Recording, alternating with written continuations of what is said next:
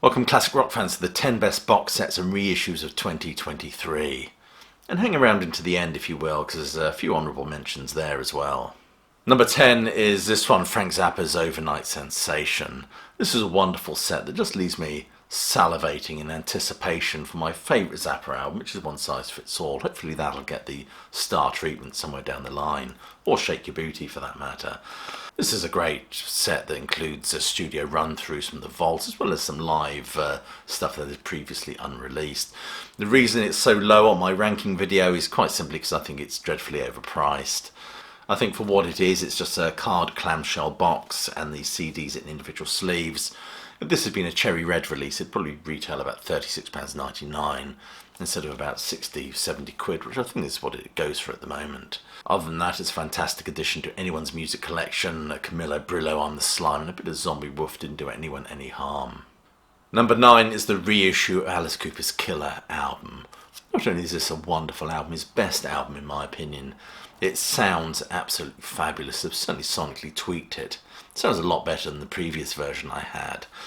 I love the live set from Puerto Rico, and I love the, I think it's like studio run-throughs, earlier versions of the tracks actually made it onto this album. The reason it's so low on my list is simply for two reasons really. One, I think this could have been a much better set, a more lavish set. There could have been more material mined for it. The other reason is I think it's poor design. They've stuffed the booklet in this. It's got this 3 compartments. They've put the booklet in here. In order to get that out, you risk ripping the sleeve every time you want to access that, especially if you've had a drink or two. So other than that, it's a wonderful, wonderful set. It was released in conjunction with this one, Schools Out, of course. It came out at the same time, I think. These, as vinyl editions, came with the desk sleeve and panties and came with the original calendar. So I think you got a better deal if you bought them on vinyl. Number 8 is the Yes album, the deluxe edition, which is 4 CDs LP. Now, Steve Howe famously said that this is the album that kicks off 70s Yes. And he's absolutely right, of course. This is the album that sees him joining the band, and his contribution to this band for this album is absolutely phenomenal. There's no doubt that his playing absolutely transforms the sound of this band. And it's such an iconic album, from its Bonanza tribute, which is Yours Is No Disgrace, to the suitably and appropriately spacey Starship Trooper. Also includes a fabulous Perpetual Change, which has been described by one critic as Anderson's proto-eco lament. This, of course, features 2 unreleased concerts from Gothenburg and one from the USA. It also includes the vinyl as well. It's a lovely, lovely set. The reason this is fairly low on my list is, one, is a packaging issue. Secondly, I would not have had the vinyl and the CDs released together. I would have released the vinyl separately and had the CD package slightly cheaper. Of course, they've crammed the vinyl in this very tight wallet, which means you're going to end up ripping the sleeve eventually trying to get it out. So it's that annoys me. And also the Blu-ray is stuck in to the sleeve here with these 2 kind of inserts in, which you can guarantee these are going to get torn if you are to access this too often. Also, the book that comes with it is a little bit lightweight. I would have personally had a much more lavish hardbound book for this sort of price. The music sounds absolutely fantastic. It includes the remaster of the original album, which I love, and including the Stephen Wilson mix as well. Another disappointment is the Blu-ray, why they haven't collated together all the footage from this time as well, especially the stuff the band did for the Beat Club. But other than that, a solid celebration of this wonderful, wonderful album. And number 7 is Elton John's Honky Chateau. This is the belated 50th anniversary celebration of this album. And it comes in a nice, nifty little slipcase where the bits come out like that. You get your booklet and CD content, which is just very thoughtfully done. And the content is absolutely fantastic. Of course, this was the album that was recorded at the Chateau d'Ereuville, which is famous for Jethro Tull's Passion Play album. Pink Floyd's Obscure by Clouds, I'm pretty sure they recorded that there, as well as Cat Stevens recorded there. But this includes CD1, the whole album, which is a fabulous album. It's the album, I believe, if I'm not mistaken, it predates the wonderful Don't Shoot Me, I'm Only the Piano Player. And of course, this is the album, of course, that featured that transatlantic classic Rocket Man, which shot him into the stratosphere. No pun intended. As well as Mona Lee's and the Mad Hatters, and of course Honky Cat.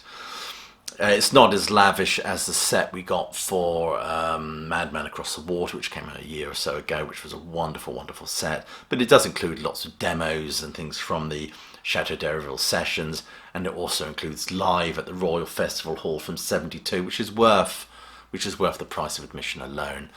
Beautiful set, beautifully put together, thoughtfully put together, and this ranks highly on any list as far as I'm concerned. Number 6 is The Darkness and Permission to Land, the 20th anniversary box set, I believe it is. Nothing like a bit of spandex-clad, high-camp vocal histrionics to set your Christmas off right. And this has soared into my top 10. The reason for it's really good quality, nice hardbound book. It's nice and compact. It has a fabulous booklet. I mean, the booklet alone is worth paying for. Loads and loads of information, interviews. Not only the album in remastered form, I believe, but also has all the B-sides, demos, about 3 live concerts. If you're a fan of this band, it's definitely worth having.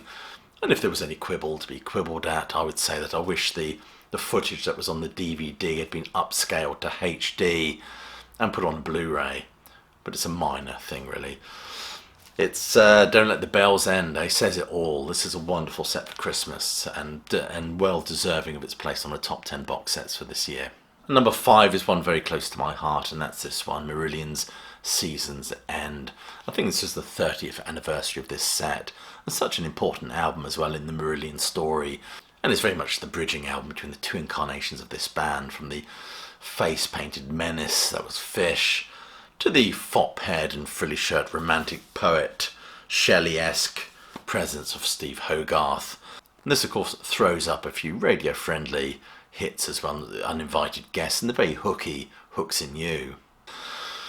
This set is a lovely set, of course. You get CD, you get the album. I love the remixes of these albums. The remix on here sounds wonderful, absolutely wonderful. I love the remix of the previous one they did as well, Holidays in Eden, because they've stripped away some of those 80s affectations that you got with that album. It sounded much better. It's a lot harder and edgier as well. I certainly enjoyed that. I enjoyed this remix very much. Loads of demos, loads of extra stuff, Blu-ray, documentary, everything a bouncing boy needs, really, and a nice booklet as well. 1, 2, 3, 4 disc set, wonderful set. If you're a Merlin fan, these are definitely worth investing in. Makes you wonder where the band go from here. Actually, I think they've done all their EMI releases now as these deluxe sets. Hopefully, we're going to start getting a kind of a remastering, reissuing program for their Castle Communications albums. Let's wait and see, shall we? And number 4 on my list is the Joanie Mitchell Archives Volume 3, the Asylum years 72 to 75. This, of course, zeroes in on her immediate post-Blue period, and it focuses on albums such as For the Roses, The Hissing of Summer Lawns and Court and Spark, and she's starting to move into more experimental territory.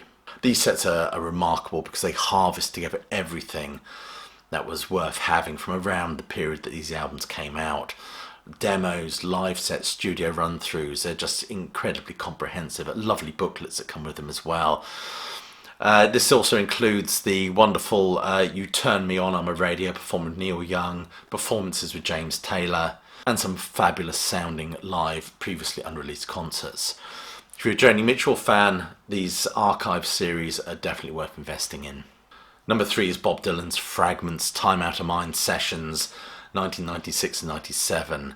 This is the bootleg series, volume 17. These are frightfully expensive, to be honest with you, but unlike the Zappa sets, you can really see where the money's been spent. They're very good quality, lavish, and pretty extensive. Obviously, they're designed for Bob Dylan fans with deep pockets. It also helps that this is a top-notch Dylan album. In fact, easily a top 10 Dylan album, in my opinion. And it's such an extensive set, over 5 CDs. Rolling Stones described it as a forensic treatment of the album. These sets are astoundingly good and definitely meant for the Dylan aficionado. I'm collecting them all piecemeal because they're very expensive. I get one every now and again. Number 2 is the Who's Next, the Dogs Bollocks remortgaging version. This is such a seminal album, you just can't help but have an extensive set of this record, including live stuff, tickets, lots of bric-a-brac and swag to keep all you Who fans happy. This is a mammoth collection with a humongous price tag. You do get a 100-page hardback book, and I think there's like 155 tracks on this, 10 CDs. So we mustn't grumble, I suppose, not to mention all the aforementioned swag items. And it also tries to fathom the unfathomable, which is Pete Townshend's Lifehouse project. This is not only a wonderful set for Who fans, but definitely one for those music aficionados out there. And number 1 on my list, you guessed it, it's a fairly predictable choice for me, and that is this one. The reason why this tops the Who set and tops all the other sets in this collection is simply for value for money. These are really, really extensive, packed with tracks, associated recordings, unreleased stuff, live, really deep, extensive booklet, really thick, weighty tome without interviews from Ian Anderson. These are just so good quality, such value for money. I mean, if you're a Tull fan, they're just like the holy grail. This album, of course, provides a bridge between the more electronic, experimental noodling, that was the A album, which wasn't popular with Tull fans, to this, which employs more traditional Tull-like instrumentation. Of course, they would go full OMD on us with the next record, Under Wraps, which is vilified by most. Let's hope we get a re-record, a remixed version of that album with actual proper drums put on it. If there's any quibble to be quibbled with this one, it is a minor quibbly, and that is that the way the discs are held here is with these little arms. It's incredibly fragile, and I imagine some of you have said that these have broken off already, so you've got to be really careful with this. But it's a wonderful set. I think it's a 5-disc set, reasonably priced for what it is. It's so lavish, so beautiful, so Jethro Tull. So there you are, they're my top 10 reissues box sets for this year. A few sets that didn't make my top 10 list is this one. This is a lovely Moody Blues set, a nice hardback book and box. It's just a really, really nice lavish set. Why it didn't make my top 10, I don't know. To our children's children, or the Curse of the Lost Apostrophe as I call it. I love the remix of this album on here, and I love the live stuff at the Albert Hall from 1969. Fabulous stuff. Another set that doesn't make this list is the Camel set. It's a humongous box that they've put out. The reason it doesn't make this set is I just have not been able to acquire a copy to actually form any opinion of it, but from the blurb it looks pretty impressive. And finally, I have to mention the 50th anniversary reissue of Pink Floyd's Dark Side of the Moon, which I didn't buy. I didn't buy because I've got my immersion set. Everything I want from this band and this album is in that. I couldn't see much extra in this new set, which made it worth buying, quite frankly, apart from some new 5.1 mixers. And I don't have a 5.1 system anyway, so I passed on that one. Anyway, thank you so much for watching. Do click like, it makes a huge difference for the YouTube algorithm. Click that notification bell, share, do all that stuff. Other than that, I'll leave you with my closing catchphrase, which is hope you're well, staying safe, and of course that you keep listening.